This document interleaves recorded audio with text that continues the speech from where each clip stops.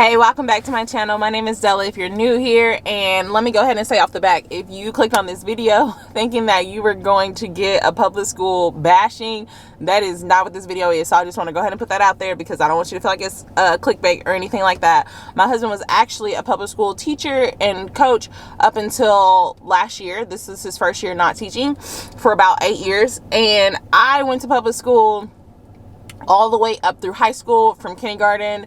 And when people ask me what I think about public school and if they should put their kids in public school, I honestly struggle to answer that question because I loved school. Like, I loved everything about school. I loved recess. I loved learning. I loved my teachers. I loved any choir, any after school activities, anything like that. I loved all of it. It was just amazing. Even in high school, I loved high school. I was super involved, captain of my dance team, any football game, obviously we're at any game, sporting event. I loved everything about it. Here's the thing though. It wasn't until like after college that I realized that in high school, some of my peers were like doing drugs and drinking. So I don't know what it was. I guess I was oblivious to what was going on around me, but I was really involved. And I hate to even say this, but like anytime there's a homecoming queen voting or like prom queen voting, I was in the top.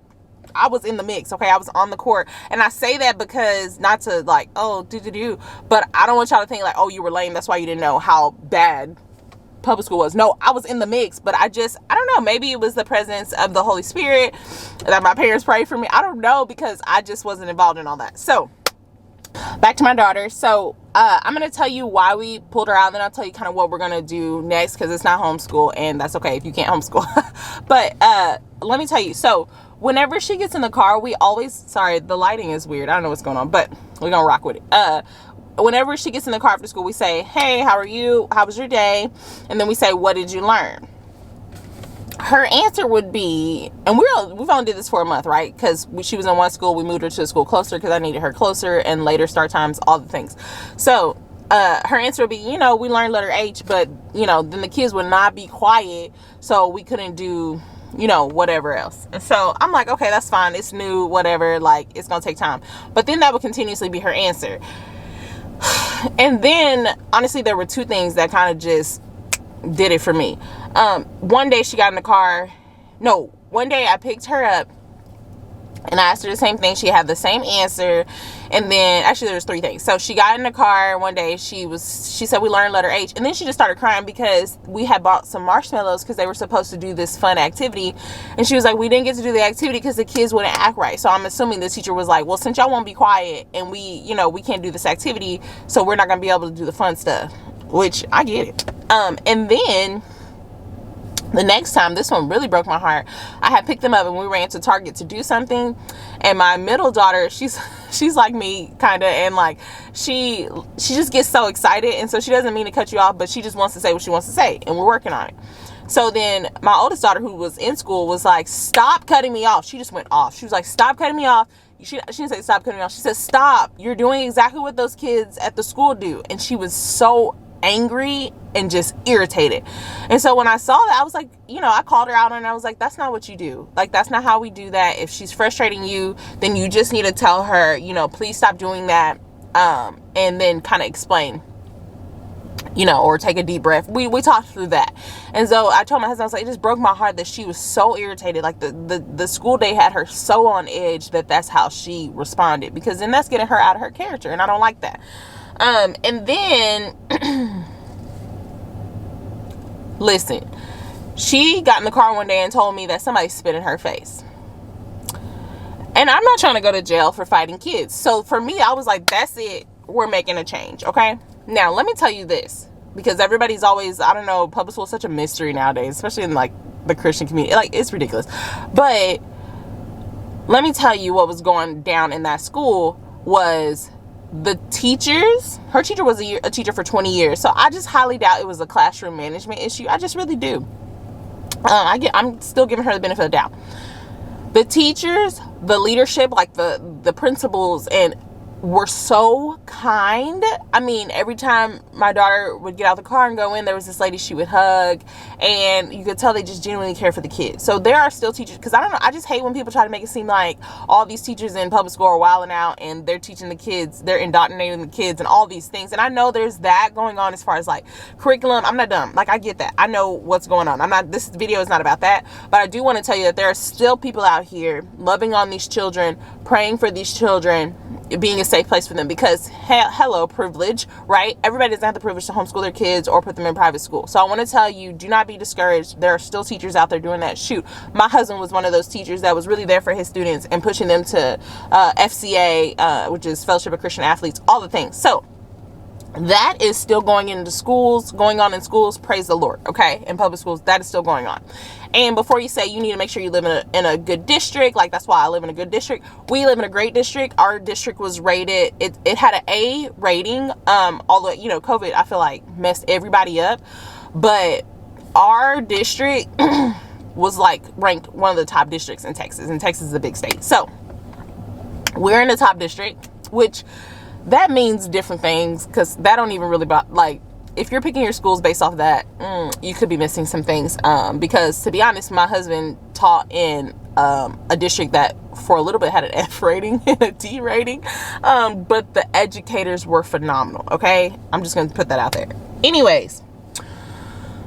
So we took her out, and I had a few options that I was playing with. We looked at a university model school near us, which we absolutely love. Truth is, it's just too expensive right now for our family. It is something that we will look into in the future. Maybe with us having 4 kids, we really need to be strategic if we're going to be paying for tuition. And then there was another one that was university model. And if you don't know what that is, it's like you go to school 2 days a week and you're home 3. And then in high school, you go 3 and you're home 2. So it just gives the kids more flexibility, because I'm just one of those people that feels like, I don't know that my kids need to be in school 5 days a week for 8 hours a day. Doing what? I would rather them get what they need to get done at school and then be able to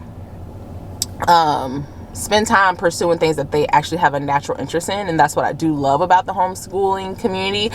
And I am just in a season where, and here's the deal, full-blown homeschooling was not an option for us, and that's okay.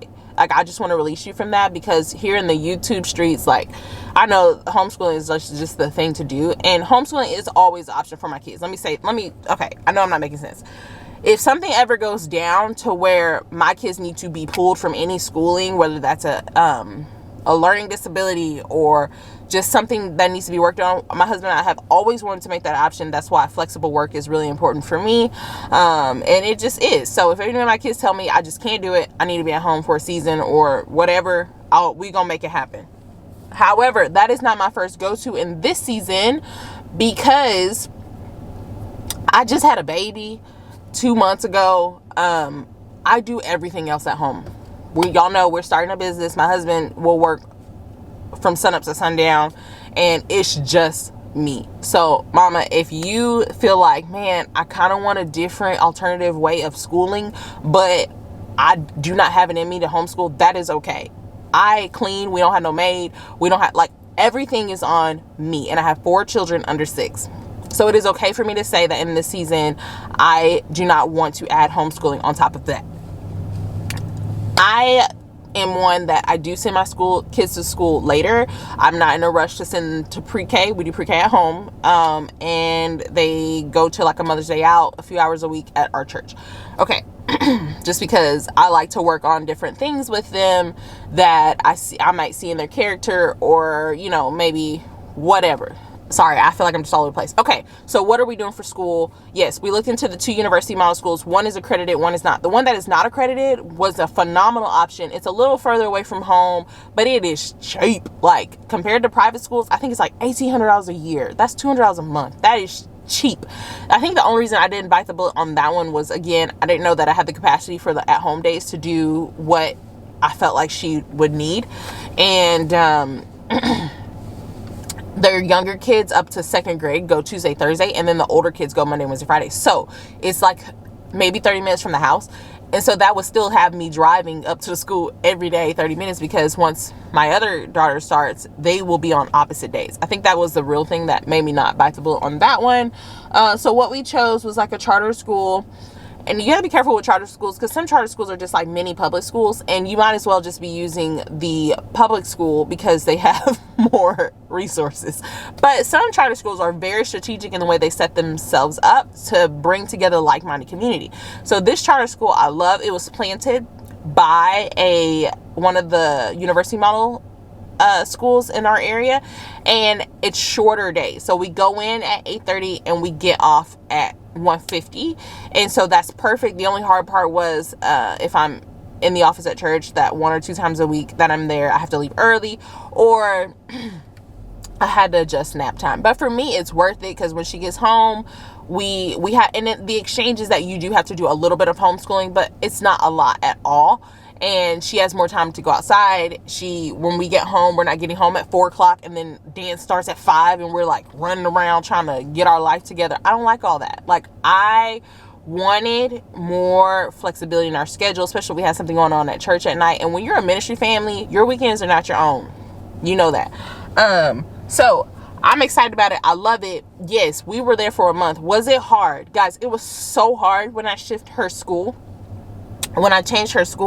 because I knew she wanted to change, but she doesn't do well with change, okay?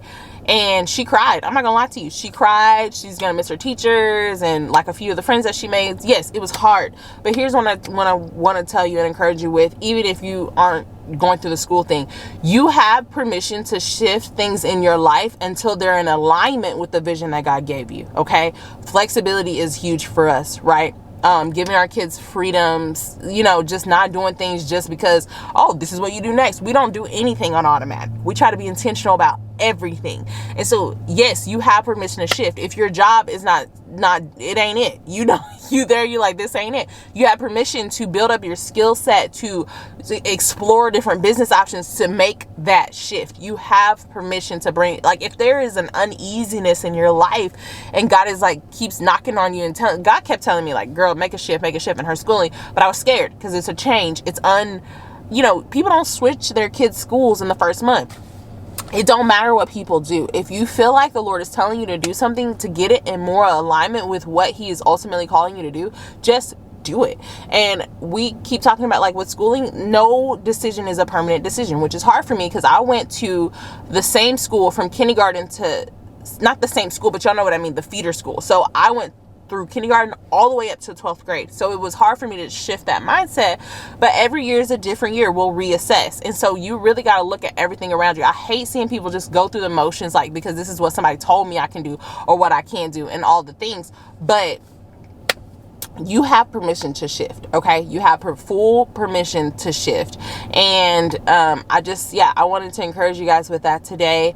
I don't know, you can tell me in the comments, what is something that you feel is off, that you need a shift? Maybe you're working too many hours and you need to talk through that, and you and your husband need to talk about what you can do to shift and make a difference there. But yeah, that's where we are. I'll continue to let you guys know how that's going. Right now, we love it. It's been such a good adjustment for our family. And so if this is something you're going through and you don't even have the privilege, because I recognize it is a privilege to be able for me to pick up my kids at 2 o'clock.